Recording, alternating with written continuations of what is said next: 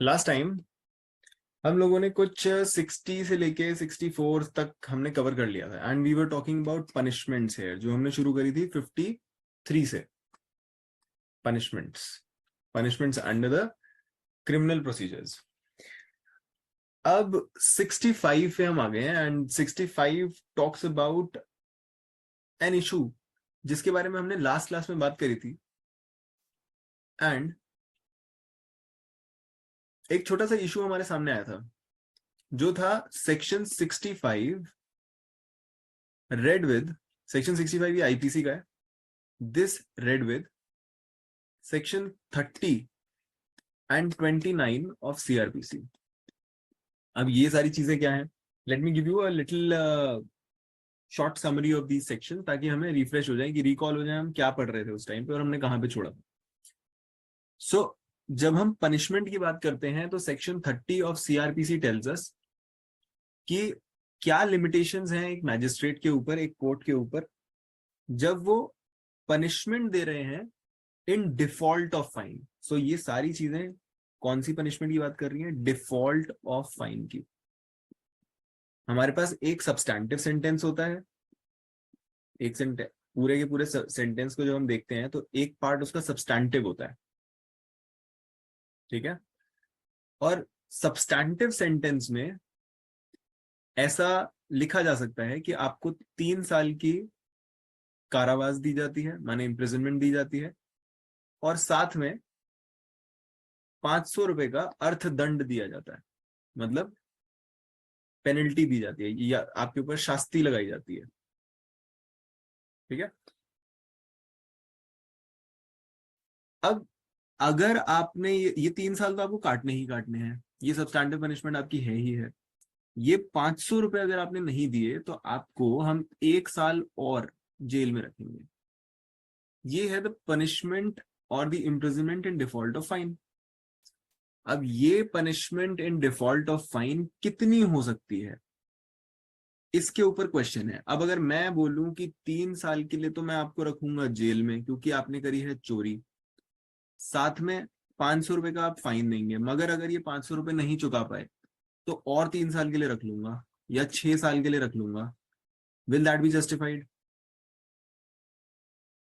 That will not be justified. 3 साल की मैं सब्सटैंटिव सजा दे रहा हूँ और उसके बाद बोल रहा हूँ 3 साल और रख लूंगा, क्यों? क्योंकि मैंने 500 रुपए पे नहीं करे। तो ये तो आर्बिट्ररी पावर्स हो जाएंगी। तो उन पावर्स को चेक करने के लिए, कोर्ट की उन पावर्स को चेक करने के लिए कुछ लिमिटेशंस कोर्ट के ऊपर लगाई गई। वो लिमिटेशन हमें सेक्शन 65 और इसके आसपास के सेक्शंस प्लस ये आईपीसी का 65 एंड सेक्शन 30 ऑफ सीआरपीसी में मिलते हैं। अब 65 क्या बोलता है? 65 बोलता है कि जो भी आपने टर्म दी होगी किस चीज के लिए, default in payment of fine के लिए, जो भी आप टर्म दोगे वो 1/4 of the maximum that can be given for that offense, 1/4 of the maximum of the punishment that can be given for that offense, उसका 1/4 से ज्यादा नहीं हो सकता, 1/4 से ज्यादा नहीं हो सकता। फॉर एग्जाम्पल, अगर मैं 383 में एक्सटॉर्शन की बात करूं जहां पे मुझे 3 साल की सजा दी जा सकती है मैक्सिमम, या इसी तरह मैं सेक्शन 406 की बात करूं वहां पे भी 3 साल की सजा दी जा सकती है। तो अगर इसके साथ मैंने एक फाइन लगाया हूं और उसकी डिफॉल्ट हो जाए, तब मैं मैक्सिमम इसका 1/4 दे सकता हूं, मतलब 36 मंथ्स का 1/4,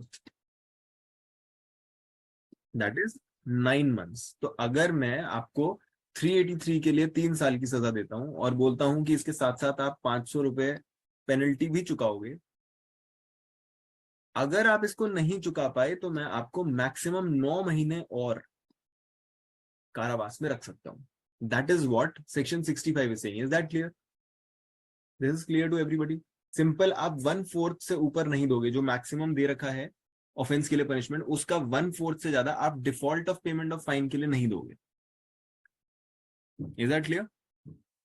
यस सर। ठीक है। अब सेक्शन 30 भी है एक सीआरपीसी में, ये अपने आप में एक अलग नई चिड़िया है। और ये क्या बोलता है? पहली चीज, जो आप default of payment of fine के लिए पनिशमेंट लगाओगे, इट शुड नॉट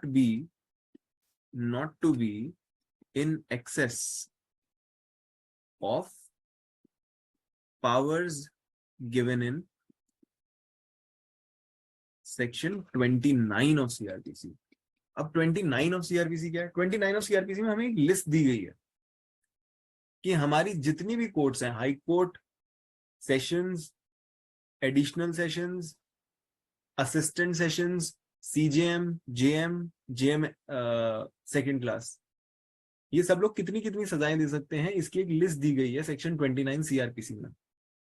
वहीं पे जुडिशियल मैजिस्ट्रेट फर्स्ट क्लास, जो हमने अभी एग्जांपल लेके चले हैं, वहीं पे जुडिशियल मैजिस्ट्रेट फर्स्ट क्लास को 3 साल तक की सजा की पावर दी गई है। तो पहली बात 30 बोलता है कि आप एक तो इससे आगे नहीं जा सकते किसी भी हाल और सूरत में, ठीक है। और उसका एक दूसरा पॉइंट भी है, वो दूसरा पॉइंट कोई रीड करेगा please? Shailvi, can you read? Yes, sir. Sentence of imprisonment for a term not exceeding 3 years. के बाद है or of fine not exceeding 10,000 rupees or of both. Okay, ये तो आपने पढ़ दिया 29। अब आ जाओ 30 के 2 पे। मैंने 30 का 1 का जो बी पॉइंट है वो पढ़ने को बोला। सेक्शन 30 के 1 का बी पॉइंट, पहला पॉइंट हो गया कि आप सेक्शन 29 से बाहर नहीं जाओगे। एक दूसरा पॉइंट भी है उसमें, वो दूसरा पॉइंट क्या है? Shall not, where imprisonment has been awarded as part of the substantive sentence, exceed 1/4 of the term of imprisonment which the magistrate is competent to inflict as punishment for the offence otherwise than as imprisonment in default of payment of the fine.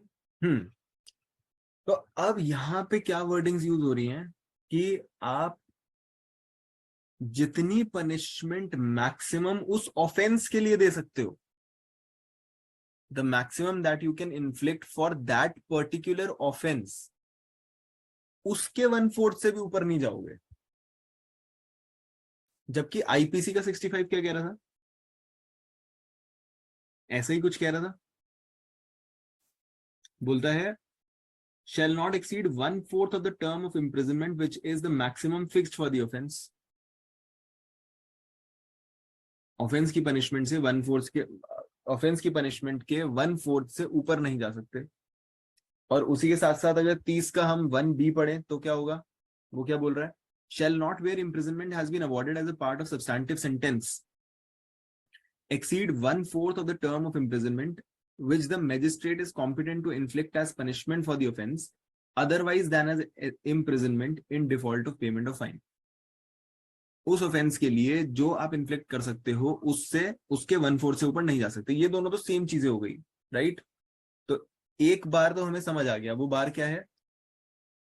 First bar is जो maximum punishment offence के लिए दी गई है उसका 1/4 से ऊपर आप नहीं जाएंगे, राइट? ये एक बार हो गया। और दूसरा बार हमें इसके ए में दिखाई देता है, और ए में क्या लिखा है? Not in excess of the powers given in section 29।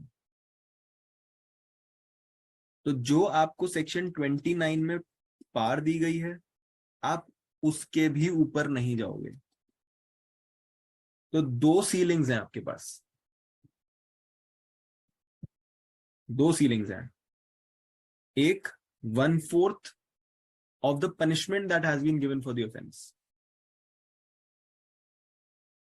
और दूसरा जितनी आपकी पावर है उसके भी आप बाहर नहीं जा सकते, राइट? तो यहां कंफ्यूजन सिर्फ एक ही चीज में होती है हर किसी को, कि क्या ये 1/4 जो ऊपर बताया गया है वो पनिशमेंट का 1/4 है या फिर मैजिस्ट्रेट की पावर का 1/4 है। क्या वो चीज हमारे लिए क्लियर है इस जगह पे? Is that point clear for us?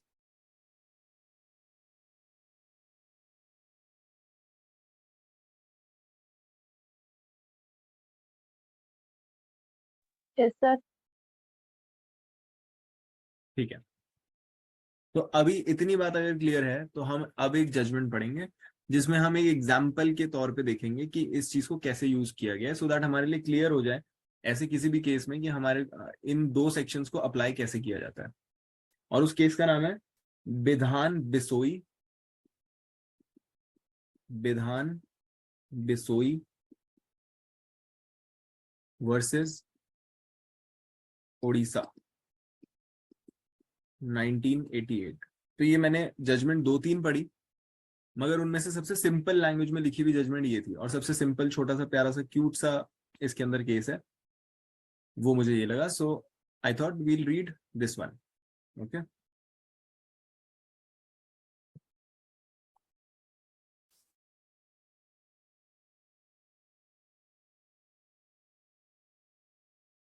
विधान Bisoi versus Orissa 1988। Okay, I'm reading now. I hope the judgment is there on the screen for everybody. Okay, so this revision is preferred against the judgment of 27th October 1984 passed by second additional sessions judge Barhampur in criminal appeal number so and so, confirming the order of judicial magistrate first class Bhanjanagar in so and so case, convicting the petitioner under 323 IPC and sentencing him thereunder to undergo a rigorous imprisonment for 1 year and to pay a fine of rupees 500 in default. And in default to undergo rigorous imprisonment for a further period of 1 year with a direction that out of the fine amount, if realized, an amount of 250 be paid to Balkrishna Bisoi. Order क्या हुआ? Order क्या हुआ? नीचे की court जो थी JMFC ने 323 के ऑफेंस के लिए, 323 नहीं है 326 है, ये ऊपर गलत लिखा है, नीचे इन्होंने 326 किया बाद में। 326 के ऑफेंस के लिए एक आदमी को कन्विक्ट किया और उसको बोला है आपको हम सजा देते हैं 1 साल की, 1 ईयर प्लस 500 रुपए आपको देना पड़ेगा जुर्माना, और अगर आपने ये 500 रुपए नहीं भरे तो 1 साल और 1 ईयर प्लस कर देंगे इसमें।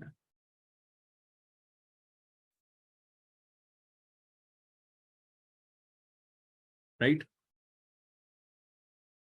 और इसमें से 250 रुपए आपको देने हैं PW3 को। ओके, इस चीज को कंफर्म किया है ऊपर वाली कोर्ट ने जो है एडिशनल सेशंस जज, इन्होंने इसको कंफर्म कर दिया। राइट, चलो आगे बढ़ते हैं। Now on a proper consideration of the evidence of PWs 1 to 4 and the evidence of the doctor PW5, both the courts below have come to a finding that the petitioner had voluntarily caused grievous hurt to Balkrishna Bisoi by giving a blow on his neck with a kati and thereby rendered himself liable under 326। 326 में offence बना क्योंकि गर्दन पे मारी कट्टी। ठीक है, और इन्होंने on the basis of the statements given by PWs 1 से लेके 5 तक ये कंक्लूड किया कि हाँ 326 का अपराध बनता है। 3. At the outset, the learned counsel for the petitioner contended that the prosecution has not satisfactorily proved the injury caused on the person of PW3 was grievous in nature and therefore the petitioner is liable under 324। सामने वाली party defence ये ले रही है कि आप ये prove नहीं कर पाए हो कि ये ग्रीवियस था या नहीं था, इसलिए 326 में से हटा दो, 324 में ले आओ, थोड़ा सा माइल्ड अपराध बनाने की कोशिश कर रहे हैं, but he will not be successful there. That on account of the blow given by the petitioner with kati, PW3 sustained an incised wound on his neck is not challenged at the time of hearing। Hearing के time पे तो आपने नहीं बोला, इस चीज को challenge नहीं किया कि आपको कट लगा या क्या लगा। डॉक्टर साहू ने डिपोज किया that about at 9:30 he examined Balkrishna Bisoi and found an incised wound on the back of his neck, and the age of the injury was half an hour from the time of his examination. जब doctor ने भी देखा तो ये दिखाई दिया कि आधे घंटे पुरानी चोट है, and it was an incise wound, तो मतलब लगी तो किसी कटिंग वेपन से ही है, और अगर आपने मारी है तो मतलब you have voluntarily cause dangerous use dangerous weapon in causing hurt, grievous hurt, right? तो 326 का अपराध बनता है. The doctor opined that the injury noticed by him on the neck of PW3 was grievous in nature. He proves the medical certificate exhibit number 2 given by him, which also mentions that the injury sustained by PW3 was grievous in the nature.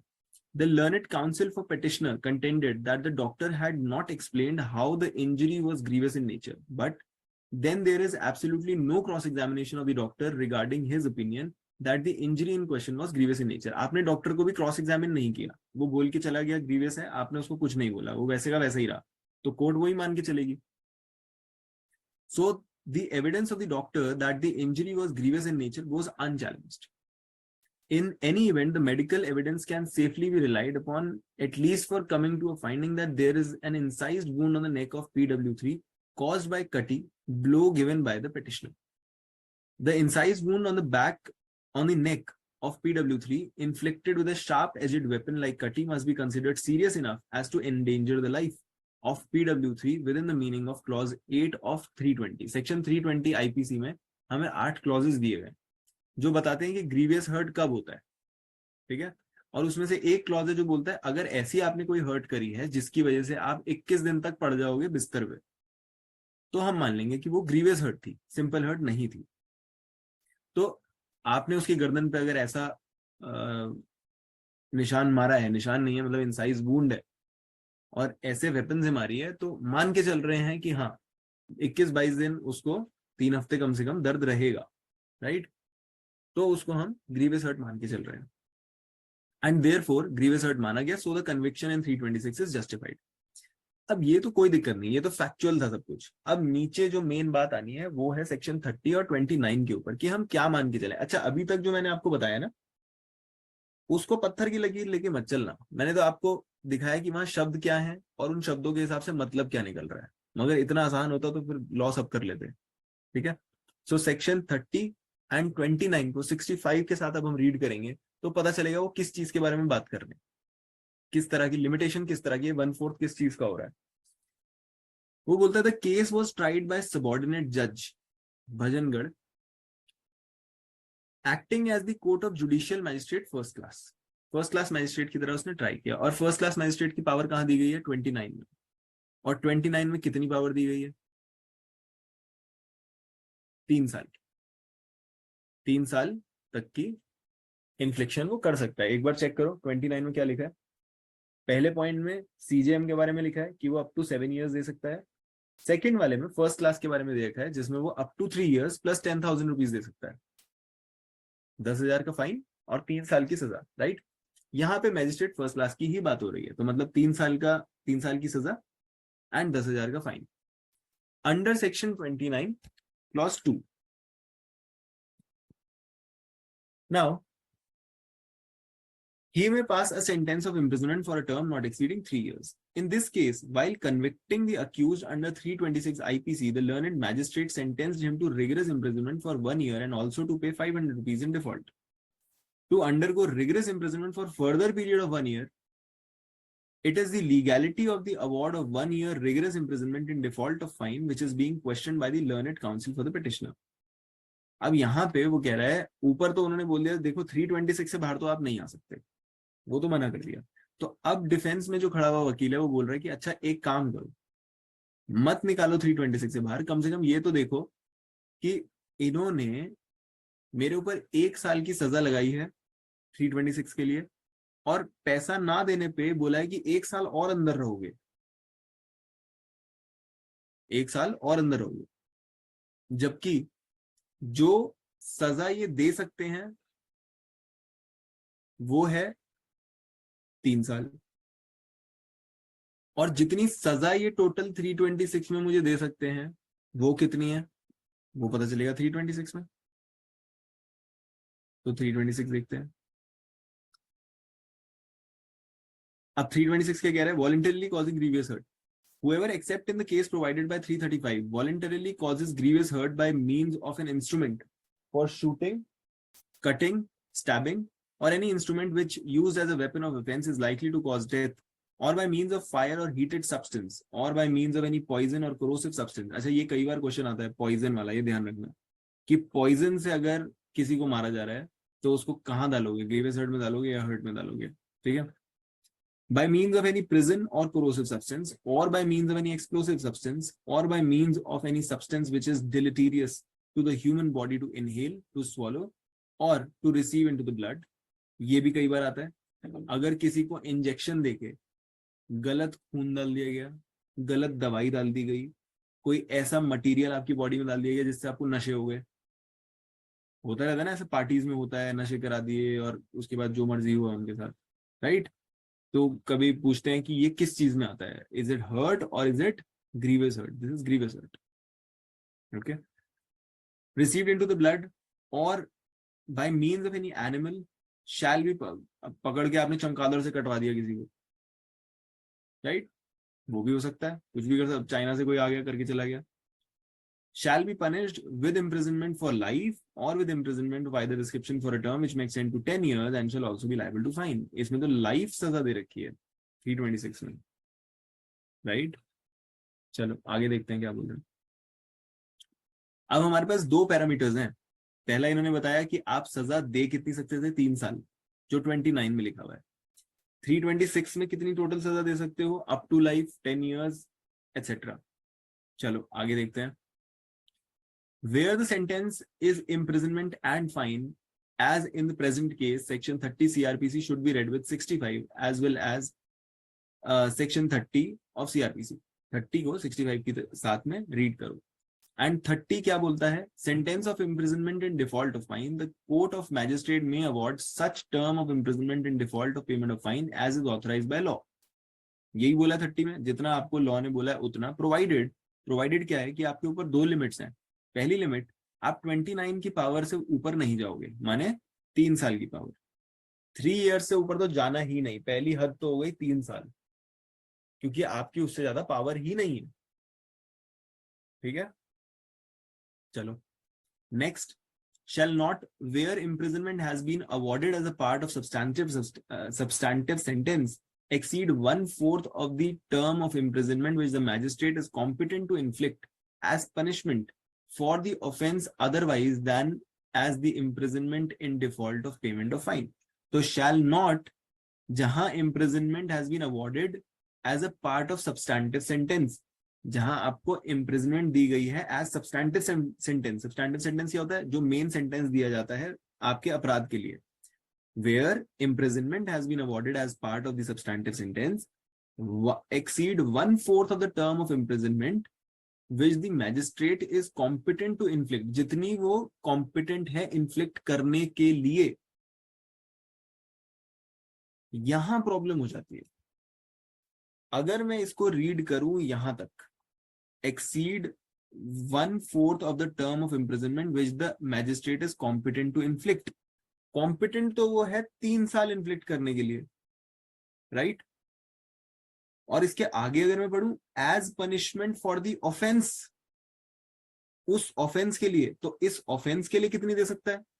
Life imprisonment and 10 years। तो इसको तो दो तरह से देखा जा सकता है। थोड़ा सा पढ़ोगे तो कुछ अलग दिखाई देगा, पूरा पढ़ोगे तो कुछ और अलग दिखाई देगा। Otherwise then as imprisonment in default of payment of fine. ये हो गया सेक्शन 30। अब आगे देखते हैं वो क्या बता रहे हैं। 65, अब दूसरी लिमिट वो क्या है? 65, limit to imprisonment for non payment of fine when the imprisonment and fine is awardable. ये हो गया 65 आईपीसी का। और ये बोलता है the term for which the court directs the offender to be imprisonment in default of payment of fine shall not exceed 1/4 of the term of imprisonment which is maximum fixed for the offense if the offense is punishable with imprisonment as well as fine, right। वहां पे भी यही बोला गया, 1/4 of the term of imprisonment which is maximum fixed for the offence, offence के लिए जो maximum है, और यहाँ पे हमारा ऑफेंस है 326 और उसके लिए मैक्सिमम क्या है, लाइफ इम्प्रिजनमेंट। अब लाइफ इम्प्रिजनमेंट को अगर मैं फ्रैक्शन करना चाहूं तो हमने इससे पहले रीड किया था कि फ्रैक्शन करते हुए हम लाइफ इम्प्रिजनमेंट को 20 साल लेके चलते हैं, राइट? 20 साल लेके चलते हैं, फ्रैक्शन देखा था 57 में, सेक्शन 57 में था। अब मैं अगर उसका फ्रैक्शन करूं एज मैजिस्ट्रेट और बोलूं कि मैं 1/4 of the maximum given for the offence दे सकता हूं, तो मतलब मैं 20 साल का 1/4, 5 साल दे सकता हूं। 5 साल, 1 साल की सजा तो मैंने अलग से दे दी, उसके बाद मैंने बोला 500 रुपए नहीं भरेगा तो 5 साल और भेज दूंगा अंदर, वो वहीं दम तोड़ देगा, जमीन पे लेट जाएगा। ठीक है, चलो कोई बात नहीं, आगे देखते हैं। अब इसमें एक केस है Chhajju Lal versus state of Rajasthan. इससे भी बहुत लोग कंफ्यूज होते हैं, क्योंकि आप जब भी सेक्शन 30 और 65 पे कोई केस लॉ ढूंढने जाओगे ना, आपको छज्जू लाल मिलेगा सबसे पहले बात ही इन दो चीजों पे एक साथ छज्जू लाल में हुई थी। प्रॉब्लम क्या थी कि जिस टाइम छज्जू लाल हुआ, और वो टाइम क्या था, छज्जू लाल की जजमेंट का डेट देखना, 72, और सीआरपीसी चेंज हुई 1973 में। 1973 से पहले जेएमएफसी की पावर थी अप टू 2 इयर्स, और 1973 के बाद अब कितनी हो गई, 3 इयर्स। 1973 से पहले 2 इयर्स थी, मैक्सिमम 2 साल दे सकता था जेएमएफसी। 73 के बाद 3 इयर्स हो गई। तो छज्जू लाल के टाइम पे इनका मैक्सिमम था 2 इयर्स, तो वो 2 इयर्स के हिसाब से लेके चल रहे थे। और आज की डेट में because it is 3 years, then we will have to fraction it accordingly. ठीक है, गिव मी अ सेकंड।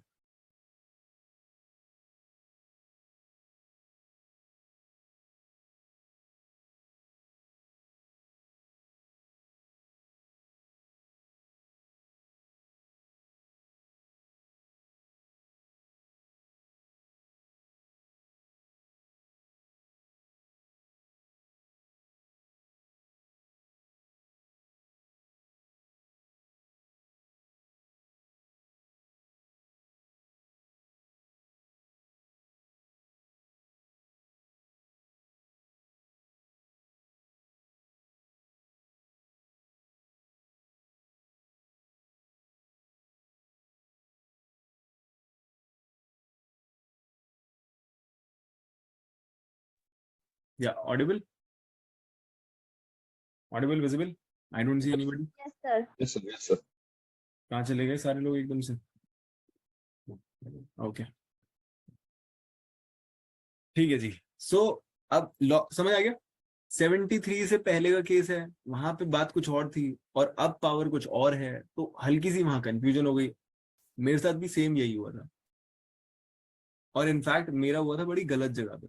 मैं इंटरव्यू दे रहा था एक जॉब के लिए, वहां पे एक जज साहब बैठे थे जो इंटरव्यू ले रहे थे, और उन्होंने मेरे से यही पूछा, सेक्शन 30 मैंने बड़े चौड़े में बता दिया छज्जू लाल के हिसाब से, and I did not know कि छज्जू लाल 73 से पहले का है, तो मैं पूरा का पूरा लॉ ही उल्टा पढ़ रहा हूँ। इसलिए मैंने आपको स्पेसिफिकली छज्जू लाल दिखाया कि भाई ये एक बार देख लो, क्योंकि ये कंफ्यूजन क्रिएट करता ही करता है।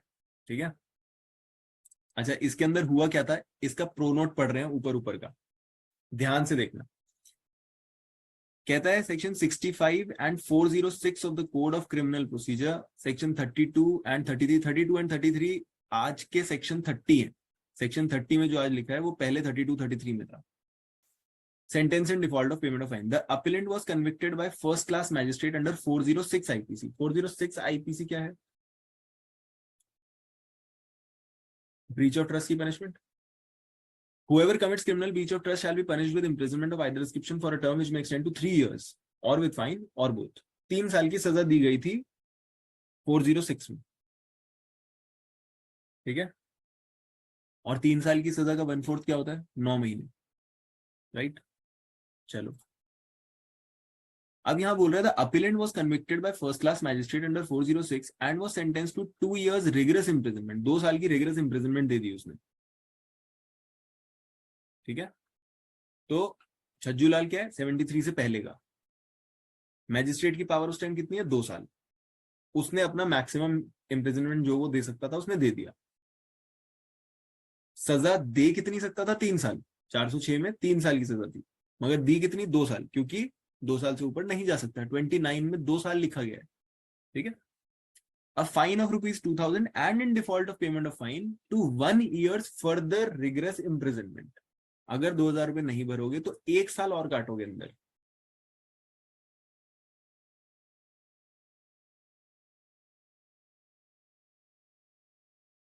ठीक है, अब 1 साल अंदर काटना ठीक है या नहीं अभी आगे पता चलेगा। On the question of period of imprisonment that could be imposed in default of payment of fine held, even if section 65 could be applied, the period of imprisonment in default of payment of fine could not exceed 9 months since the offense under section 406 is punishable with imprisonment up to 3 years। हमें 65 क्या बोलता है, जितनी offence के लिए punishment आप maximum दे सकते हो उसका 1/4 से ऊपर मत जाना। 406 के लिए मैक्सिमम कितना है 3 साल, राइट। 3 साल का 1/4 हुआ 9 महीने, और यहां मैजिस्ट्रेट ने कितनी दे दी 1 साल। अभी ये पहला केस एक्सप्लोर कर रहे हैं, उन्होंने क्या बोला, even if section 65 could be applied, अगर हम सिर्फ 65 अप्लाई करते जिसमें लिखा है कि ऑफेंस का 1/4 दे सकते हो, तो भी आप 9 ही महीने दे सकते थे, 1 साल तो नहीं दे सकते थे बाबूजी। ठीक, आगे बोलता है but reading section 32-33 of CrPC together the magistrate could not have awarded more than 6 months imprisonment in default of payment of fine. वो 6 महीने से ज्यादा नहीं दे सकते थे। 6 महीने से ज्यादा का क्या हिसाब किताब बना, 6 महीने से ज्यादा का हिसाब किताब तब बना जब हम ये देखें कि मैजिस्ट्रेट की टोटल पावर कितनी है, ऑफेंस के लिए देने के लिए नहीं, उसकी पावर कितनी है, इन्फ्लिक्शन की पावर कितनी है। ऑफेंस के लिए तो 3 साल दे सकता है, मगर इन्फ्लिक्शन की पावर तब कितनी थी 2 साल, और 2 साल का 1/4 6 months। तो कोर्ट यहां कह रही है कि अगर आप उन दोनों चीजों को एक साथ पढ़ो, टुगेदर पढ़ो, तो magistrate could not have awarded more than 6 months imprisonment in default of payment of fine.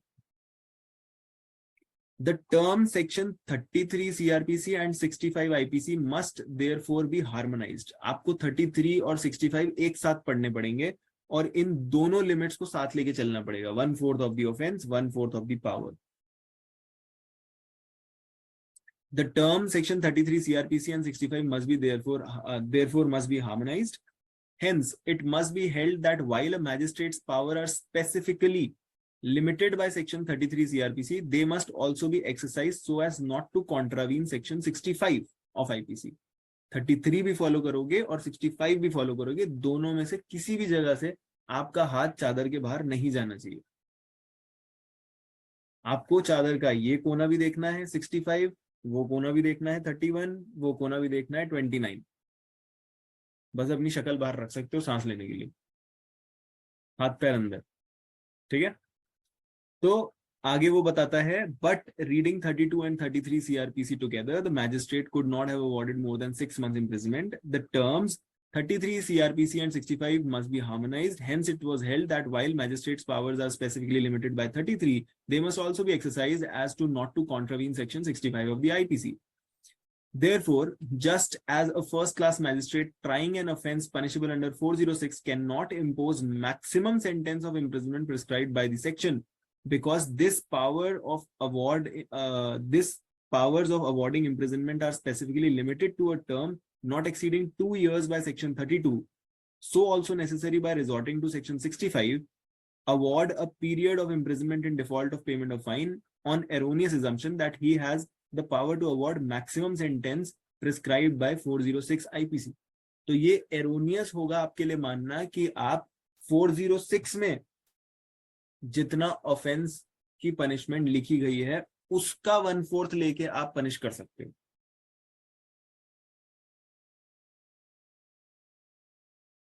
ठीक है, तो मतलब ऑफेंस की पनिशमेंट के हिसाब से नहीं चलना, पावर के हिसाब से चलना है।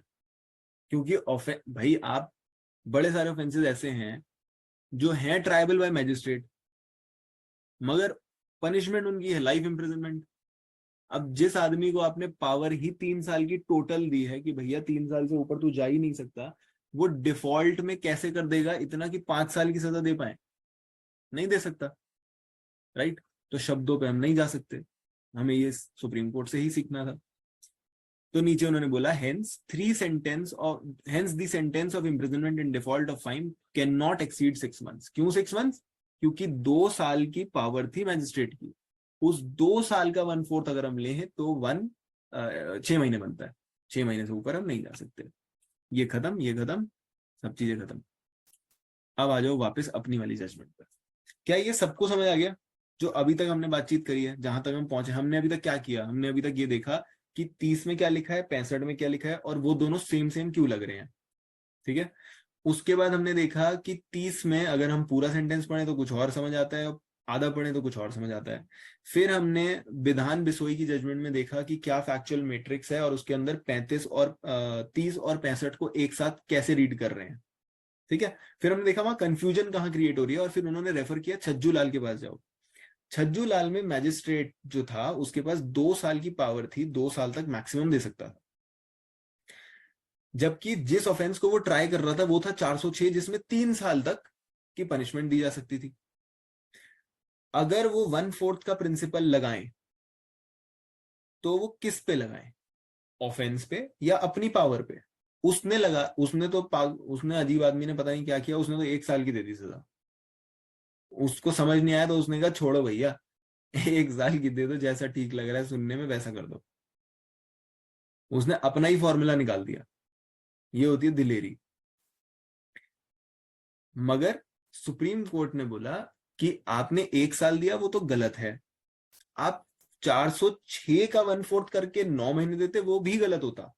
आपको देना है मैक्सिमम 6 मंथ्स क्योंकि वो आपकी पावर का 1/4 है। ये हुआ है अभी तक। ठीक है, ये सबको क्लियर है? Can everybody use their mic and tell me yes और नो? है सर, क्लियर है। Okay, Nandini clear? शैलवी को क्लियर है? Nandini is not around. चल शाबाश, ठीक है। छज्जू लाल पे आ गए। अब इन्होंने यहाँ पे छज्जू लाल को रेफर किया और बोला Chhajju Lal is a case under old CrPC where magistrate first class was empowered to impose a sentence of imprisonment not exceeding 2 years। वो पुराना केस था, 2 साल की सजा लगती थी वहां पे। Section 33 of the old case corresponds to बासूचा ह्याचा असेल बघा फोटो। है? क्या मतलब? चलो sorry sir. Okay, no problem. Chhajju Lal versus state of Rajasthan is a case under the old CrPC जिसमें 2 साल की सजा का प्रावधान था। Section 33 of the old code corresponds to 31B of the new code. Section 33 of the old code, पहले वाले code में जो 33 था वो आज की डेट में 30 का 1B है। In that case, the sentence imposed by magistrate first class for the offence under 406 in default of payment of fine was reduced from 1 year to 6 months because that was the maximum that could be awarded by him in case of default of payment of fine. In that context, Supreme Court observed in para 6 and 10 that it is clear that 65 only fixes a maximum period of imprisonment which can be awarded for default of payment of fine whenever any court convicts. On the other hand, Section 33 governs specifically the power of first class magistrate on this matter. अब section 30 check करो। हमने 29 से जोड़ के देखा था। 29 में power सबकी दे रखी है, सारी कोर्ट्स की, मगर 30 स्पेसिफिकली मैजिस्ट्रेट की बात कर रहा है। शुरू कहां से हो रहा है? वो क्या बोल रहा है? The court of magistrate may award such term of imprisonment in default of payment of fine as is authorized by law. उन्होंने सारी कोर्ट्स को नहीं बोला कि आप ये फॉलो करोगे, उन्हें पता है कि कुछ ऐसे भी सेक्शंस हैं, कुछ ऐसे भी प्रोविजंस हैं जिनमें कंफ्यूजन हो सकती है, क्योंकि वो ऑफेंसेस हैं तो ट्राइबल बाय मैजिस्ट्रेट, मगर उनकी सजाएं ऐसी हैं कि छप्पड़ फाड़ के बिल्कुल सीधा मौत की सजा सुना दो, इम्प्रिजनमेंट दे दो, लाइफ इम्प्रिजनमेंट।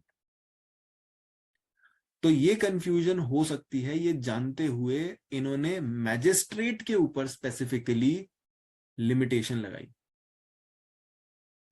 और अब क्या बोल रहा है, it is clear that section 65 only fixes maximum period of imprisonment which can be accorded for default of payment of fine. 65 सिर्फ ये बोलता है कि जितना वहां पे पनिशमेंट दिया गया है उसका आप 1/4 दे सकते हो, मैक्सिमम लगा के छोड़ दिया। ऑन दी अदर हैंड 65 क्या है, it does not apply to any specific court, वो नॉर्मल हर कोर्ट के लिए है, कोई भी कोर्ट कुछ भी कर रही होगी। क्या 65 में कहीं पे मैजिस्ट्रेट लिखा है क्या? 65 में क्या वर्ड यूज हो रहा है एक बार देखना। 65 में वर्ड यूज हो रहा है the term for which the court directs the offender to be imprisoned, right?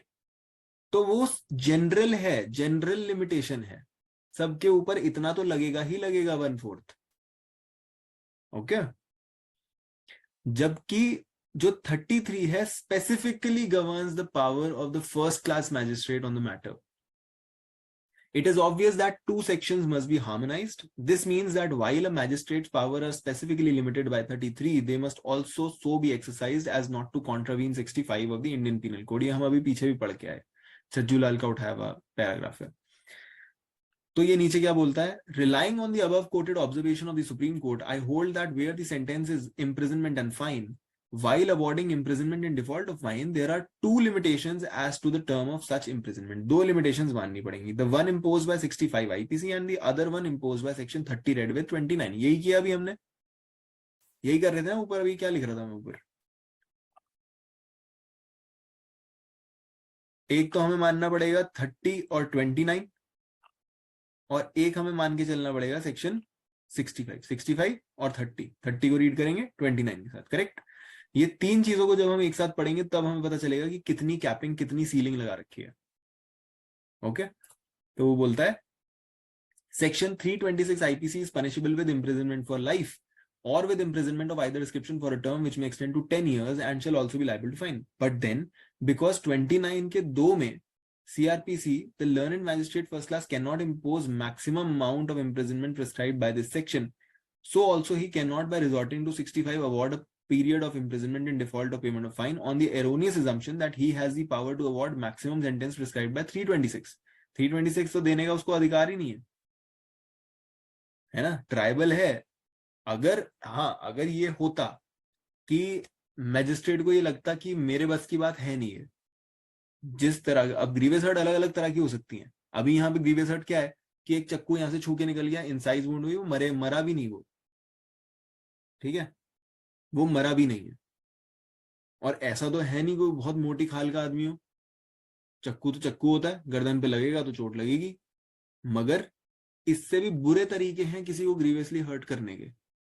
अगर यही चीज इस आदमी ने गर्दन पे, गाल पे, माथे पे, कान पे, छाती पे, पैर पे, टांग पे, हाथ पे, ऐसे करते करते करते करते 40-50 कट्स मारे होते तो थोड़ा ज्यादा महंगा ऑफेंस होता, राइट? और यही काम अगर एक बच्चे के साथ किया होता और ज्यादा ग्रीवियस होता। यही काम अगर एक बच्चे के साथ उसकी माँ के सामने किया होता और ज्यादा खतरनाक होता, राइट? अगर ऐसा होता, कुछ ऐसा घिनौना होता, तो एज अ मैजिस्ट्रेट मैं तो ये सोचता कि यार मेरे पास 3 साल तक की सजा देने की वो है, पावर है। मगर ऐसे ऑफेंस के लिए सिर्फ 3 साल में ये छूट जाए, ये तो गलत होगा। ऑफेंस तो ग्रीवियस हर्ट का ही है, डेथ तो नहीं हुई, कोई और अलग से भी ऑफेंस नहीं हुआ, मैंने रेप तो नहीं किया किसी का, मैंने तो cut cut cut cut cut cut cut cut मारा एकदम निंजा टर्टल्स। इस चीज के लिए मेरे हिसाब से कम 7 साल सजा दूंगा, मगर 7 साल मेरी औकात नहीं है एज पर सेक्शन 29। तो मैं उस केस में सेक्शन 323, 322, 325 यूज करते हुए बड़ी कोर्ट को कमिट कर सकता हूं और फिर वो इसमें अपने हिसाब से सजा दे सकते हैं। तो एक बार चेक करो कौन से सेक्शन में जाएगा ये, 322 में जाएगा या 323 में जाएगा?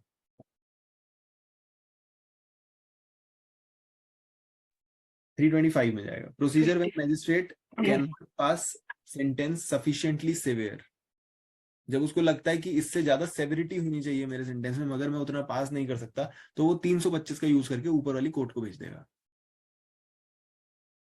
मगर अगर वो अपने ही हिसाब से कर सकता है और सोचता है कि इतनी सजा में काम चलता है, तो फिर आपको देखना पड़ेगा कि आप कितनी सजा दे सकते हो। और आप एज अ मैजिस्ट्रेट सिर्फ 65 और 29 से बाउंड नहीं हो, आपके ऊपर 30 अलग से लगता है। सेक्शन 30 स्पेसिफिकली मैजिस्ट्रेट के लिए ही बनाया गया है, तो मैजिस्ट्रेट को वो भी लेके चलना पड़ेगा। अब आगे क्या बता रहे हैं? आगे बता रहे हैं, in the facts of the present case on reading of section 29 and 31B CRPC, it is clear that in this case the magistrate first class could not have awarded more than 9 months imprisonment in default of payment of fine। क्योंकि आज की date में magistrate की power कितनी है? 3 साल। पहले 2 साल थी, अब 3 साल है। 3 साल का 1/4 9 months, करेक्ट?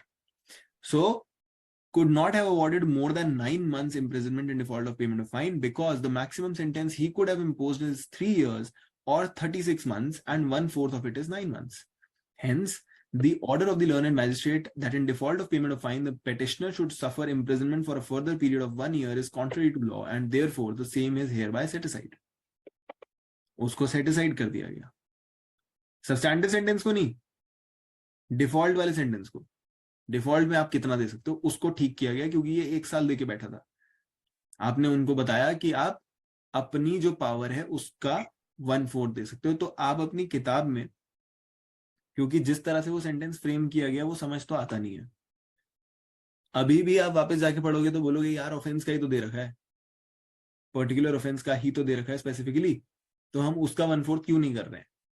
वो अजीब सी फ्रेमिंग है। जैसे अभी आप 69 में भी देखोगे, आप देखोगे मतलब बड़ा सीधा है मगर इतनी गंदी फ्रेमिंग है कि बहुत ही गंदी फ्रेमिंग है। तो आप अपने सेक्शन 30 के 1B में लिख सकते हो कि this is specifically for the magistrate and we have to take 1/4 of the total power of the magistrate given under section 29 का 2। ठीक है? अब इन्होंने आगे क्या किया? while imposing a sentence of fine, due regards must be had to the means of the accused to pay the fine। अब ये बड़ी कोर्ट है तो थोड़ा ज्यादा दिमाग लगा रही है और वो बोल रहे हैं कि आपको उसके ड्यू मीन्स वगैरह भी देखने चाहिए थे, कितना वो दे सकता है कितना नहीं दे सकता है। In this case the petitioner is a cultivator and he is sentenced to a substantive sentence considering the facts and circumstances of the case. I think imposition of sentence of fine of 200 rupees would be sufficient। 500 से 200 पे ले आए। Hence, while confirming the order of the conviction passed under petitioner passed against the petitioner under 326 and maintaining the sentence of imprisonment, 326 वहीं का वहीं बना रहा। The sentence of fine imposed 500 से 200 कर दिया गया। In the result, the petitioner is convicted under 326 IPC and sentenced thereto to undergo rigorous imprisonment of 1 year and pay a fine of rupees 200 in default, to undergo rigorous imprisonment for a further period of 1 month and from out of the fine। तो अब उन्होंने जो default थी payment of fine की उसमें 1 साल की जगह 9 महीने नहीं, उन्होंने कहा 1 महीना बस। तो ये भी कर सकती है ऊपर की कोर्ट। ऊपर की कोर्ट कौन सी सेक्शन में ये करती है? ये कौन सी पावर यूज कर रही है अपीलेट कोर्ट? कि छोटी कोर्ट का उन्होंने सेंटेंस ही बदल मारा, ऑल्टर कर दिया। Which power, which section of CRPC? We have talked about it like almost 386 times. 482 अरे 386, 3 तभी तो बोला 386 टाइम्स। 482 में तो इनहेरेंट पावर्स हैं, उसमें तो कुछ भी कर सकते हो आप, बट 386 है the power of the appellate court to make any alterations in appeal. 386 type CRPC उसके अंदर आप कंफर्म भी कर सकते हो, कम भी कर सकते हो, नेचर भी चेंज कर सकते हो, उसकी ऑल्टरेशन एज टू क्वांटम भी कर सकते हो, सब कुछ कर सकते हो। डिनोवो ट्रायल करने को भी बोल सकते हो। नए चार्जेस फ्रेम करने को भी बोल सकते हो। तो 386 में अपीलेट कोर्ट कुछ भी कर सकती है, ठीक है। मगर ये सेंटेंस को कम करने को आप ये मत सोचना कि ये तो रेमिशन है। How is this different from रेमिशन? रेमिशन में हम स्पेसिफिकली उस वो एप्लीकेशन करते हैं ना रेमिशन करने के लिए। किसको करते हो एप्लीकेशन? मैं अपीलेट को या गवर्नमेंट को?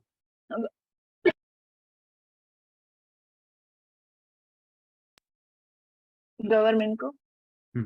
तो रेमिशन वगैरह जो है, रेमिशन और ये छोड़ना वगैरह जो सारी चीजें हैं, वो पावर्स हैं आपकी गवर्नमेंट की, and that is post judicial process.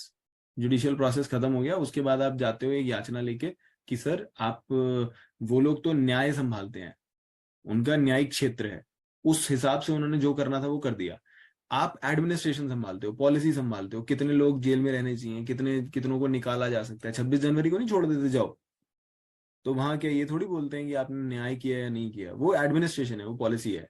तो वो एक अलग से पावर दी गई है एग्जीक्यूटिव विंग को, वो स्टेट गवर्नमेंट करती है, ये जुडिशरी करती है, ठीक है। तो इन्होंने 326 में sentence there under rigorous imprisonment डाल दी फॉर 1 ईयर और उसको कम कर दिया एंड रिवीजन को डिसमिस कर दिया, ठीक है जी। सो दिस वाज अबाउट विधान बिसोई। सबको समझ आ गया? किसी को भी उठा के पूछ लूं, समझाओ। बहुत बड़ी जोर से गर्दनें हिल रही थी, सारी गर्दनें बंद हो गई एकदम से। चलो ठीक है, कोई बात नहीं, 11 बजे क्या परेशान करना किसी को। आगे बढ़ते हैं। सर यही टाइम सुटेबल है। अच्छा, मेरे लिए नहीं है। मैं तब से ऑफिस में ही लगा हूँ, मैंने कोई खाना वाना नहीं खाया, मैं भीग के आया हूँ अभी महेश्वरी जी के यहाँ से। अरे, तो मेरे लिए नहीं है। 7:30 ही रखेंगे। अच्छा। ठीक है, चलो 65 हो गया। Let's come to 66। 66 बड़ा छोटा सा सेक्शन है, और ये बोलता है कि imprisonment which the court imposes in default of payment of fine may be of any description to which the offender might have been sentenced for the offense। जिस तरह की पनिशमेंट आप ऑफेंस के लिए दे सकते थे, जो भी उसकी डिस्क्रिप्शन रख सकते थे, सिंपल या फिर रिगरस, वो आप default of payment of fine में जब सेंटेंस दे रहे होगे उसमें भी कर सकते हो। सेम रूल्स अप्लाई, ठीक है। जैसे अभी अभी हमने देखा, उन्होंने ये बोला ना कि फर्दर जो आप इम्प्रिजनमेंट में जाओगे वो भी रिग्रेस होगी, 1 साल की फर्दर रिग्रेस इम्प्रिजनमेंट। अभी अभी जो मैजिस्ट्रेट ने जो ऑर्डर किया था, उन्होंने क्या बोला था, 2 साल की तो मैं सजा दे रहा हूँ, और सॉरी 1 साल की तो मैं सजा दे रहा हूँ, 500 रुपए का फाइन लगा रहा हूँ, 500 रुपए का फाइन अगर नहीं दिया तो फर्दर रिग्रेस इम्प्रिजनमेंट 1 साल की। तो वो रिग्रेस भी कर सकता है, सिंपल भी कर सकता है। सो 66 सिर्फ यही बात कर रहा है कि जबकि नॉर्मली आप सेंटेंसेस को जैसा रखना चाहो वैसा रख सकते हो, यहाँ पे भी जब default of payment of fine में जब आप सेंटेंस दे रहोगे तब भी आप जैसा रखना चाहो वैसा रख सकते हो। कूल। चलो जी 67 पे आ जाओ। 67 बात करते हैं imprisonment for non payment of fine when the offence is punishable only with fine. अभी तक हमने जो बात करी वो बात करी when substantive sentence along with fine दिया जा रहा था। एक सब्सटैंटिव सेंटेंस था प्लस फाइन था, और फिर फाइन की पेमेंट नहीं हो रही थी तो हम एक डिफॉल्ट में सेंटेंस लगा रहे थे, ठीक है। मगर 67 उन केसेस की बात कर रहा है जहां पे ओनली फाइन होता है, सिर्फ फाइन ही पनिशमेंट है, सिर्फ फाइन ही पनिशमेंट है। तब आप क्या करोगे? तब आपको इन्होंने बोला है कि तब आप अपनी पावर्स के हिसाब से नहीं देखोगे, क्योंकि पावर्स के हिसाब से देखने लगे तो 9 9 महीने आप सिर्फ फाइन के लिए थोड़ी भेज दोगे किसी को। वो ऑफेंस ही इतना छोटा सा है जिसमें हमने सिर्फ फाइन ही बोला है कि भाई सिर्फ फाइन देके छोड़ दो। अब आप बोलोगे मेरी तो 3 साल की वो है पार, 3 साल का 1/4 करूंगा 9 महीने। लेजिस्लेशन ने तो नहीं दिया उसमें कोई इम्प्रिजनमेंट, मैं दूंगा 9 महीने की, तो वो आप नहीं कर सकते। यहाँ पे इन्होंने स्केल्स दे रखे हैं, और स्केल्स क्या है, 50 रुपए के 2 महीने,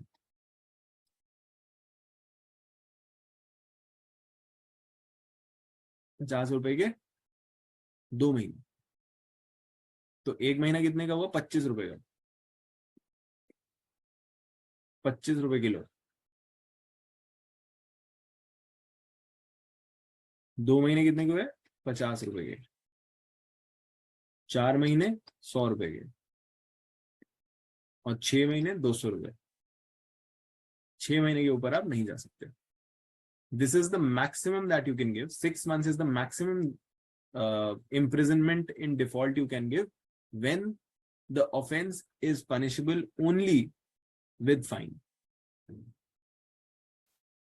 ठीक है, इसका एग्जाम्पल सेक्शन 21 एनडीपीएस, या फिर अपनी आईपीसी का 263A देख लो। सेक्शन 263A निकाल के देखो। शैल भी एक बार चेक करके बताओ 263A क्या है और उसमें कितना पनिशमेंट दिया गया है।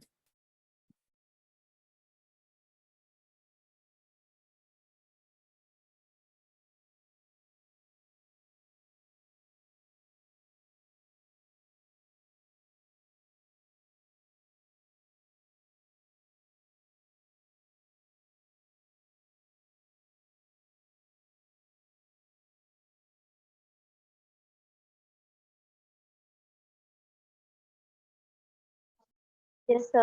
Prohibition of fictitious stamp है हम्म, सर, पूरा पढ़ूं? नहीं बस पनिशमेंट बता दो। 200 रुपीज है फाइन। 200 रुपीज है, राइट? और सिर्फ फाइन है ना, और कोई पनिशमेंट नहीं है? नहीं नहीं। तो मतलब इस केस में सेक्शन 67 अप्लाई करेगा। और क्योंकि सिर्फ फाइन है तो आप नॉर्मल अपनी पार के हिसाब से 1/4 तो नहीं करोगे। तब आप 67 में दिए गए स्केल्स देखोगे, और स्केल्स क्या है? 50 रुपए का 1 महीना, ठीक है, 25 रुपए किलो, 50 रुपए के 2 महीने। रीड करते हैं। If the offence be punishable with fine only, the imprisonment which the court imposes in default of payment of fine shall be simple। पहली बात, पहला रूल, यहाँ पे आप सिर्फ सिंपल ही रखोगे, जबकि ऊपर आपको अभी अभी 66 ने क्या बताया कि आप रिगरस और सिंपल दोनों कर सकते हो, मगर तब जब सब्सटैंटिव सेंटेंस हो, जब वहां पे सजा का भी प्रावधान हो। मगर जब सिर्फ फाइन की बात हो रही है तो पहली बात, आप इसको हमेशा और हमेशा सिंपल ही रखोगे। दूसरी बात, आप स्केल फॉलो करोगे, जो स्केल दे रखा है। क्या बोलता है आगे? shall be simple and the term for which the court directs the offender to be imprisoned in default of payment of fine shall not exceed the following scales। कितना scale दे रखा है? that is to say for any term not exceeding 2 months when the amount of fine shall not exceed 50 rupees। तो जब 50 रुपए तक की बात हो रही है तो आप 2 मंथ से ज्यादा नहीं दोगे, 50 रुपए के 2 महीने। and when the amount of fine shall not exceed 50 rupees, and for any term not exceeding 4 months when the amount shall not exceed 100 rupees।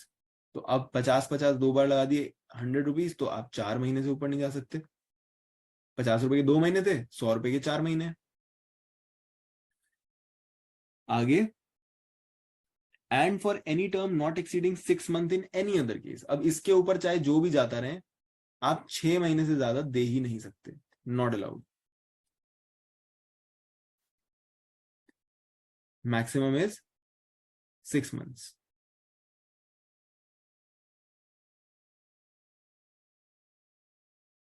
Is my video stuck? No, no, sir. No, sir. No. अच्छा, my board is stuck. I cannot write anything.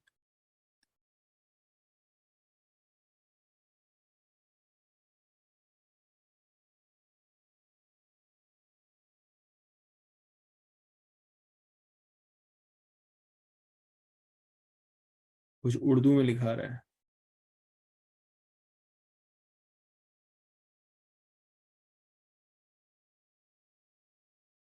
चलो anyways, अगर मेरी आवाज आ रही है तो 6 महीने से ऊपर आप नहीं दे सकते। तो तीसरा प्रिंसिपल ये है कि not more than 6 months।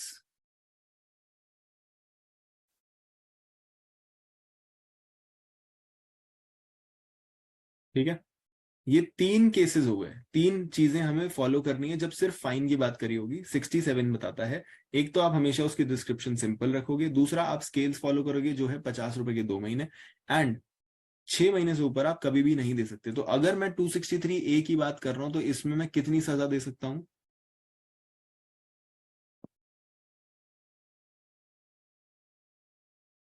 I can not read your lips. 6 months. Right, क्योंकि 4 महीने से ऊपर कुछ भी होगा, 6 महीने से ज्यादा आप नहीं दे सकते। 200 रुपए की बात करी है तो मतलब 50 रुपए के 2 महीने थे, 50 गया, फिर 100, 50 रुपए के 2 महीने हो गए, 100 रुपए के 4 महीने हो गए, उसके ऊपर जितना भी बचा आप 6 महीने दे सकते हो, 6 महीने के ऊपर नहीं दे सकते। तो 263A में ऐसा चलेगा, एंड फाइन, ओनली फाइन वाले केसेस में ऐसा चलेगा। नाउ एक क्वेश्चन यहाँ पे है कि अगर हम मेंटेनेंस की बात करें, सेक्शन 125 CRPC में जो मेंटेनेंस होती है उसकी बात करें, और वो पे ना करने की वजह से कोई इम्प्रिजन हो जाए, नॉट पेड है सेक्शन 125, एंड रिजल्टेंटली आपको सिविल इम्प्रिजनमेंट दी गई है।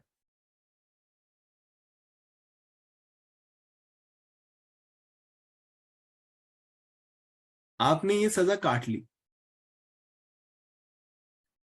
ठीक है, वहां, अच्छा वहां पे आप स्केल्स फॉलो नहीं करते, मेंटेनेंस जो आपने देनी है वहां पे आप कोई स्केल्स फॉलो नहीं करते कि 200 रुपए की मेंटेनेंस है तो 6 महीने तक आपको सिविल इम्प्रिजन में रखा जाएगा। वहां का हिसाब किताब अपना सीआरपीसी के हिसाब से चलता है। सीआरपीसी बोलती है कि जितनी बार आप ब्रीच करोगे उतनी बार के लिए आप 1 महीना अंदर रखे जा सकते हो। लिमिटेशन है 12 महीने की, तो आप एक बार में 12 महीने के ब्रीचेस के लिए आपको इम्प्रिजनमेंट के लिए भेजा जा सकता है। सर लेकिन मेंटेनेंस के लिए तो नॉर्मली डिस्ट्रेस वारंट होता है ना सर। वो तो प्रोसेस जैसा भी हो, प्रोसेस जो पेमेंट भी करो हो, और निकलो बाहर। मतलब तो उन्हें यही है ना कि आपने पेमेंट करी हम्म। और आप बाहर आ गए। मगर मैं कह रहा हूं कि अगर आपने पेमेंट नहीं करी, okay. You don't pay, and आप पूरा का पूरा जो भी आपको इम्प्रिजनमेंट दी गई है वो काट के आते हो। अगर नहीं पे किए तो मैक्सिमम कितने दिन तक वो अंदर रहेंगे? 1 महीने? अब देखो वहां पे तो ब्रीच, हर ब्रीच के लिए 30 दिन लिखा हुआ है, तो आप अगर 12 ब्रीच करके आए हो। सर सपोज मेरा मेंटेनेंस 2 साल का बाकी है, हम्म लास्ट 2 इयर्स का, हम्म और उसको मैंने डिस्ट्रेस वारंट निकाल के अंदर कर नहीं, दिया। 2 साल का तो आप मांग ही नहीं सकते। आप मांगोगे तो उन ब्रीचेस का जो 1 साल में हुए हैं, पिछला 1 साल अच्छा, 1 साल का। मांगने को देखो, राइट आपका बनता है। ऐसा नहीं है कि आपका राइट ही नहीं रह जाता उसके बाद, सर डिग्री राइट है। होने के बाद, डिग्री हाँ होने के बाद उसने पेमेंट नहीं किया, या फिर 2 पेमेंट किए, 2 मंथ मैंने को मेंटेनेंस दिया 2 महीने का, हाँ क्योंकि मंथली मेंटेनेंस भी होता है ना उसमें, हाँ और उसके बाद में 2 साल तक उसने दिया ही नहीं, ऐसे काफी केसेस में होता है। फिर हाँ। मैंने डिस्ट्रेस वारंट निकाला और मैंने उसको बोला कि पेमेंट करो, और हम्म वारंट निकला, उसको हम्म बुलाया, हम्म अभी उसको जेल में भी डाला हम्म। इसमें। फिर उसके बाद में कब तक उसको रखेंगे? देखो जो 125 का सिद्धांत है वो तो ये बोलता है कि हर ब्रीच के लिए 30 दिन।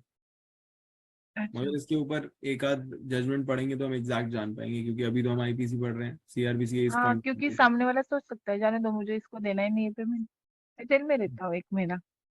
वो तो हुई अलग बात, सर मगर वो जो मैं पूछ रही हूँ हाँ, लेकिन संतोष वो कितना वर्सेस होता स्टेट है, of, that I want to. कितना, सॉरी दोनों क्वेश्चन मिक्स हो गए। सॉरी। हाँ शिवाली, आप बोल रही है। नहीं वो मैं कह रही थी कि संतोष वर्सेस स्टेट ऑफ केरला है, अभी रिसेंटली 2013 में जजमेंट आया, उसमें 1 मंथ ऐसा है दिया गया है कि नहीं पेमेंट करते तो 1 मंथ आपको उनके। चाहे कितने कितने भी टाइम का मांग रहे हो, 1 महीना, यस सर। तो ऐसे ही होगा। अगर ऐसा है तो हम अगली क्लास में पढ़ लेंगे संतोष को, ठीक है। But will be sure footed, ऐसी हवा में तीर ना लगाए। जजमेंट पढ़ेंगे, समझेंगे, और फिर पता चलेगा क्या है, वो याद भी रहेगा, है ना, डिस्कशन होगी तो याद रहेगा, ठीक है। नेक्स्ट क्लास में उसको भी देख लेंगे। बट अभी यहाँ पे क्वेश्चन क्या है कि अगर 125 की बात हो रही है और आपको पेमेंट करनी है 20,000 रुपए की, एंड वो 20,000 पेमेंट आपने नहीं करी और आपको 30 दिन के लिए हमने जेल में रखा, क्या वो 30 दिन पूरे करने के बाद आपसे ये 20,000 फिर भी लिए जाएंगे या ये 20,000 रुपये छोड़ दिए जाएंगे?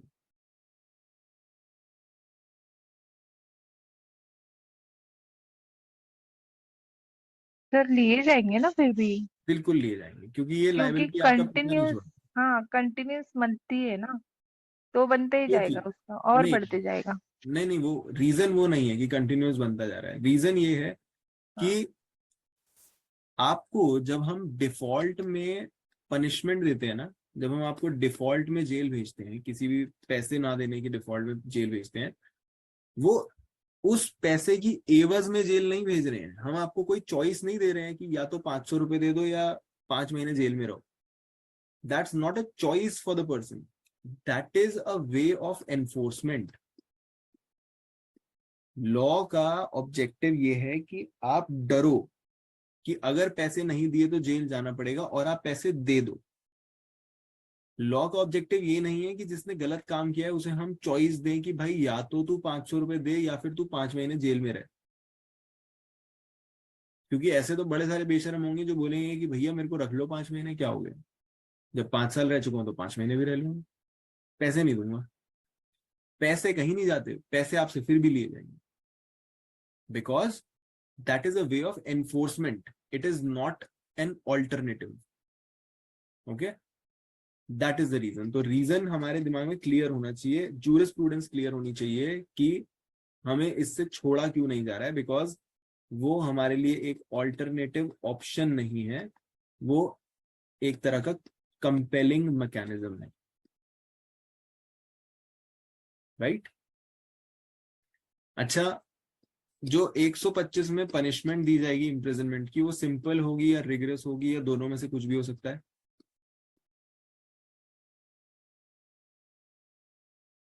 Simple sir. Simple. Shall B?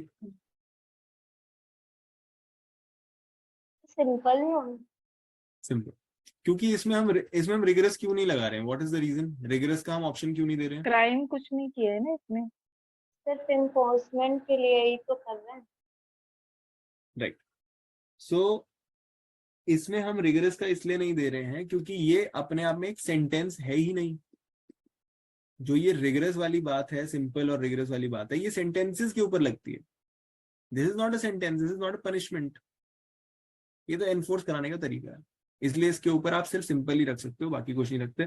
इसमें आपकी जजमेंट का नाम है मोइद्दीन कट्टी, कुनहन कट्टी हाजी वर्सेस स्टेट ऑफ केरल 2008। मोइद्दीन कट्टी कुनहन कट्टी हाजी वर्सेस स्टेट ऑफ केरल 2008।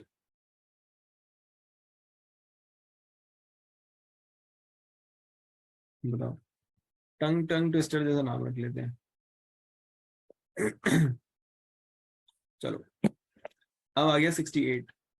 अब ये जो हमने क्वेश्चन ऊपर पूछा ना, 68 के साथ रेलेवेंट है, बिकॉज 68 क्या बोलता है? Imprisonment to terminate on payment of fine. Terminate on payment of fine.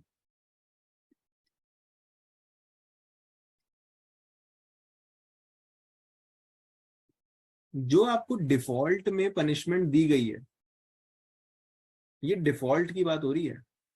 जो डिफॉल्ट में पनिशमेंट आप काट रहे हो, ऐसा नहीं है कि आपको जो चोरी के लिए सजा मिली थी 3 साल की, आप बोलो कि यार आपने मुझे डिफॉल्ट में भी तो इतना इतना पैसे देने के लिए बोला है, एक काम करो चोरी के सेंटेंस के लिए भी मेरे से 1 लाख रुपए ले लो और मुझे छोड़ दो। तो सब लोग कोर्ट को पैसे दे के चले जाएंगे, पैसे दो और छोड़ दो। ये सब्सटैंटिव सेंटेंसेस के लिए नहीं है, ये डिफॉल्ट सेंटेंसेस के लिए। डिफॉल्ट सेंटेंसेस में जब आप अंदर जाओगे, जब आप फाइन ना भरने की वजह से अंदर जाओगे, तब आप जो पैसा आपको देने को बोला गया था वो पैसा देके रिलीज करवा सकते हो अपने आप को। ठीक है? तो वो क्या बोल रहा था? Imprisonment which is imposed in default of payment of fine shall terminate whenever that fine is either paid or levied by the process of law। या तो आप खुद पे कर दो या आपसे लॉ खुद ले ले। लेगा कैसे? अटैचमेंट कर लेगा, उठा के अंदर बंद कर देगा, कुर्की करवा देगा। तो जब भी वो हो जाएगा, हमारा एम क्या है? आपसे फाइन लेना। जिस टाइम हमें फाइन मिल गया, वॉलंटरीली या इनवॉलंटरीली, हम आपको छोड़ देंगे, टर्मिनेट हो जाएगी आपकी वो इम्प्रिजनमेंट, राइट। तो 68 सिर्फ इतनी सी ही बात करता है कि जिस टाइम पैसे दे दिए जाएंगे उस टाइम आप छूट जाओगे। सीपीसी में भी सेम सिद्धांत है। सीपीसी में भी जब आपकी अरेस्टिंग होती है सेक्शन 51 रेड विथ 55 वगैरह वगैरह सीपीसी का, तो वहां पे भी यही होता है। जो सिविल इम्प्रिजनमेंट ऑफिसर आपको लेके गया है सिविल इम्प्रिजनमेंट के लिए, आप उस ऑफिसर को वो पैसा पकड़ा दो और वो आपको उसी टाइम छोड़ देगा। तो यहाँ पे भी जो ये default of payment of fine है, ये एक तरह से सिविल पार्ट है। जो मेन सेंटेंस है वो क्रिमिनल पार्ट है। वो तो आप जेल में रहोगे ही रहोगे, क्योंकि आपने अपराध किया है, आपने लोगों के खिलाफ, स्टेट के खिलाफ, जनता के खिलाफ कुछ अपराध किया है, उसके लिए तो अंदर रहना ही पड़ेगा। मगर ये जो default of payment of fine है, this is the civil face of it. Criminal अलग से काटोगे, default of payment of fine क्योंकि आपने पैसा नहीं दिया इसलिए हम सिविल आपको फिर से इम्प्रिजनमेंट में रखेंगे, वो एक सिविल पार्ट है। पैसा ना देने की वजह से अंदर भेजा गया आपको, राइट। तो उसको पैसा देके आप टर्मिनेट भी करा सकते हो, उसको सिविल की तरह ही ट्रीट किया जाएगा, राइट। 68 हो गया। 68 में क्वेश्चन ये है कि ये 68 में जो पैसा देके आप बाहर आ सकते हो, ये पैसा देने का टाइम कितना होता है जब आपके ऊपर ये फाइन लगाया जाता है? ये कब पेमेंट करनी होती है? सेंटेंस खत्म होने के बाद, या सेंटेंस खत्म होने से पहले, या किसी भी टाइम? कैसे करनी है पेमेंट? सपोज मुझे 3 साल मिले हैं चोरी के, 3 years फॉर स्टीलिंग और एक्सटॉर्शन। साथ में मुझे बोला गया कि 5,000 रुपए फाइन भरना है। मेरी सजा शुरू होती है कल से, 6 जुलाई। तो मुझे ये पेमेंट कब करनी है? 6 जुलाई 2023 को मेरी शुरू हुई है और 6 जुलाई 2026 को मैं बाहर आ जाऊंगा। मुझे ये पेमेंट कब करनी है, फाइन की payment? Sir initial period starting 6 July 2023। Okay, shall we? Starting तो उसी दिन से हो जाएगी जिस दिन सेंटेंस दिया गया है। राइट। तो नहीं करनी पेमेंट सर नहीं है, मतलब तो करो। ऐसे थोड़ी होता है कि अब मैं अंदर बैठी हूँ तो आराम से करूंगी। अब तो अंदर आई गई हूँ, थोड़े दिन सो लेती हूँ, खाना वाना खाती हूँ। तो पेमेंट जो है वो फोर्थविथ करनी होती है। There is no time frame. Forthwith माने जैसे ही आपको पता चला कि आपको इतना पैसा देना है तो पैसे का इंतजाम करो। अगर मुझे थोड़ा सा टाइम चाहिए हो तो मैं कोर्ट के सामने एप्लीकेशन लगा सकता हूँ कि सर मुझे थोड़ा टाइम दे दो, मैं इंस्टॉलमेंट्स में दे पाऊंगा। तो आप थोड़ा सा टाइम भी ले सकते हो। मगर एक बार जो टाइम दे दिया गया, क्या उसको एक्सटेंड किया जा सकता है? क्या उस टाइम में एक्सटेंशन दिया जा सकता है कोर्ट द्वारा? Is the court empowered? नहीं। सो यहाँ पे एक्सटेंशंस नहीं होते। आप ये 482 वगैरह यूज करके यहाँ लोगों को एक्सटेंशंस नहीं दे सकते। इतना पावर दे देना वुड बी आर्बिट्ररी। ऐसी ऐसी चीजों के लिए भी आपको एक्सटेंशंस मिले, ठीक है। तो एक्सटेंशन नहीं दिए जा सकते 482 को यूज करते हुए। ये जजमेंट कौन सी है? Prahlad Singh versus state of MP 2009। Sir पहले वाला कुट्टी का बोला था वो वापस बोलिए ना। मोइद्दीन कट्टी कुन्हन कट्टी हाजी वर्सेस केरल। मोइद्दीन उन्हन मैं लिख देता हूँ। कट्टी वर्सेस स्टेट। मोइद्दीन कट्टी कुन्हन कट्टी हाजी वर्सेस स्टेट ऑफ केरल 2008। ठीक है।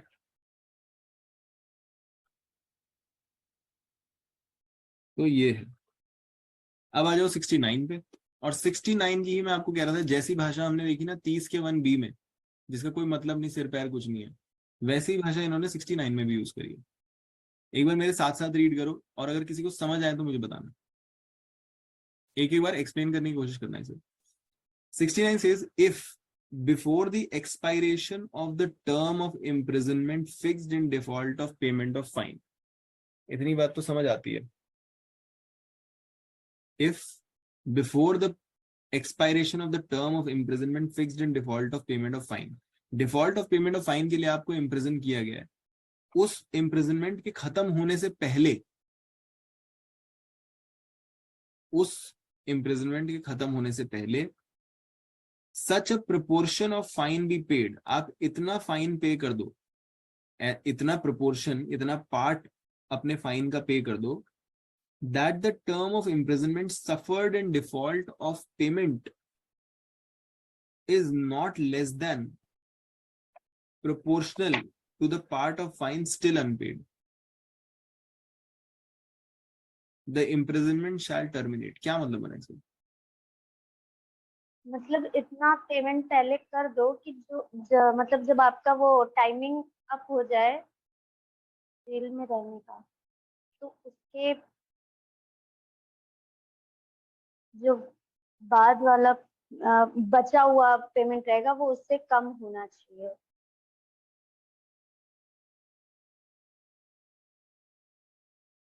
उसे साथ साथ पढ़ के एक बार समझाओ जरा हिंदी में. Before the expiration of the term of imprisonment for the default of payment. मतलब क्या बना इस चीज का?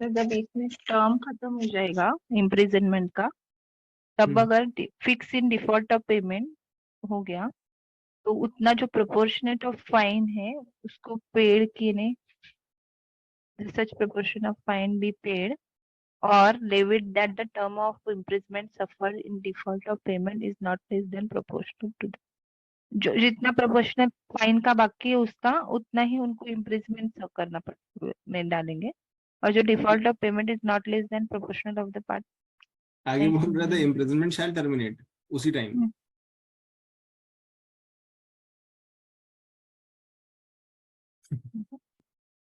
तो ये इनकी फ्रेमिंग बहुत खराब है. एक बार चेक करते हैं हम क्या बोल रहे हैं. देखो इस पे स्क्रीन पे देखना. हाँ. If before the expiration of the term of imprisonment fixed for default of payment of fine, मुझे 500 रुपए का फाइन देने के लिए बोला गया और उसकी एवज में बोला नहीं दूंगा तो 5 महीने के लिए मुझे जेल में बैठना पड़ेगा. 1 महीना 100 रुपए का. ठीक है. तो 1 2 3 4 पांच वो हो गए. 1 2 3 4 5. इन 5 महीनों के लिए मुझे अंदर रहना पड़ेगा 500 रुपए के लिए. ठीक है. If before the expiration of the term of imprisonment, अभी तक इम्प्रिजनमेंट खत्म नहीं हुआ है, क्योंकि अगर खत्म हो जाती तो फिर फायदा ही नहीं था ना, फिर तो पैसे देने ही देने मतलब बाद में देने. तो such a proportion of fine be paid or levied that the term of imprisonment suffered in default of payment. तो जितना आप सफर कर चुके हो, सपोज मैं 2 महीने सफर कर चुका हूं या लेके चलो 3 महीने सफर कर चुका हूं, 3 मंथ्स मैं काट चुका हूं और अब मैं पेमेंट करने आया हूं. ठीक है. that such a proportion of fine be paid or levied that the term of imprisonment suffered in default of payment is not less than proportional to the part of fine still unpaid. Not less, ये जो time है जो मैंने 3 महीने काटे हैं, it is not less than the time still unpaid. जितना unpaid है, मतलब अभी 2 महीने का और अनपेड है, इतना. तो अगर मैं इतने की पेमेंट कर दूं जितना मेरा टाइम बचा है, तो मुझे उसी टाइम छोड़ दिया जाएगा. हाँ. बस इसका मतलब इम्प्रिजनमेंट इतना शैल है. Be terminated. तो इम्प्रिजनमेंट शैल टर्मिनेट. तो वो जो मोर देन लेस देन हो रहा है वो कुछ नहीं है, बस इतना ही है कि आप इतना टाइम काट चुके हो, जितना अनपेड बचा है उतना आप पेमेंट करने को तैयार हो, जितनी पेमेंट कर दो उतने टाइम में आपको छोड़ दिया जाएगा. मैं अगर अंदर जेल में बैठा हुआ हूँ और 5 महीने मेरे बचे हुए हैं, मैं बोलता हूँ कि सर मैं 3 महीने देने को तैयार हूँ, मतलब 300 रुपए देने के लिए तैयार हूँ, तो जैसे ही मेरे 2 महीने पूरे होंगे मुझे छोड़ दिया जाएगा। करेक्ट। अगर मैं 1 महीने तक जेल में हूँ और मैं बोलता हूँ सर मैं 4 महीने देने को तैयार हूँ, तो 1 महीने के एंड में मुझे छोड़ दिया जाएगा। राइट, इतना ही इसका मतलब है। इसके सेक्शन से अच्छा इसकी इलस्ट्रेशन पढ़ी जाए, वो ज्यादा सेंस बनाती है। और इलस्ट्रेशन कहती है A is sentence to a fine of ₹100। A को 100 रुपए का फाइन लगाया गया, and to 4 months imprisonment in default of payment. अगर ये नहीं देगा डिफॉल्ट में 4 महीने के लिए जेल में जाएगा। ठीक है, सो 25 रुपए का 1 महीना है इसका, 100 रुपए के डिफॉल्ट में 4 महीने के लिए जेल गया है, तो पर मंथ माने 25 रुपए हुए। आगे बोलता है and to 4 months imprisonment default fine. Here, if 75 rupees of the fine be paid or levied before the expiration of 1 month of imprisonment, अगर ये 1 महीना खत्म होने से पहले वो 75 रुपए दे देता है, 75 rupees of the fine be paid or levied before the expiration of 1 month of imprisonment, A will be discharged as soon as the first month has expired. Screen पे देखना, हमारे पास ये 4 हिस्से हैं, 25 रुपए का 1 महीना, दूसरा महीना, तीसरा महीना, चौथा महीना। 1 महीना खत्म होने को आ रहा है, वो कह रहा है सर मैं आपको 75 रुपए देने को तैयार हूँ। 75 रुपए उसने पे कर दिए, मतलब इस महीने का पे कर दिया, इस महीने का पे कर दिया, इस महीने का पे कर दिया। जैसे ही ये 1 महीना खत्म होगा उसको छोड़ दिया जाएगा। प्रोपोर्शनल पे कर दिया ना उसने, 75 रुपए पे कर दिए, तो बचा क्या 25 रुपए, और 25 रुपए का 1 महीना है, तो 1 महीना जब मैं काट लूंगा मुझे छोड़ दिया जाएगा। राइट, एक बार फिर से रीड करते हैं। A is sentence to a fine of ₹100 and to 4 months imprisonment in default of payment of fine. Here, if 75 rupees of the fine be paid or levied before the expiration of 1 month, A will be discharged as soon as the first month has expired. बाकी महीनों के पैसे दे चुका है, जितने के नहीं दिए उतने के लिए रह ले अंदर। If 75 rupees be paid or levied at the time of expiration of first month or at any later time while A continues in imprisonment, A will be immediately discharged. अगर वो 1 महीना खत्म हो चुका है, 1.5 महीना हो चुका है और वो बोला सर मैं आपको 75 रुपए देने के लिए तैयार हूँ, उसी टाइम छोड़ देंगे, क्योंकि कुछ और टाइम बचा ही नहीं है अनपेड जो उसे रहना है जिसके लिए।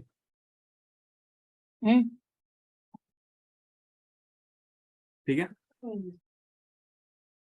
if 50 rupees of fine be paid or levied before the expiration of 2 months of imprisonment, A will be discharged as soon as 2 months are completed. अब मैं 50 रुपए दे देता हूँ, मतलब मैं आगे के टाइम के लिए पैसे दे रहा हूँ, है ना, आगे के टाइम के लिए मैंने पैसे दे दिए, जो बचेगा उतना मैं काट लूंगा। आप ये नहीं बोल सकते कि मैं पहले 3 महीने के लिए 75 रुपए दे देता हूँ, अब 3 महीने बाद आप मेरे को उठा के ले जाना और लास्ट का 1 महीना मैं काट लूंगा। ये गोल घुमा के नहीं देना।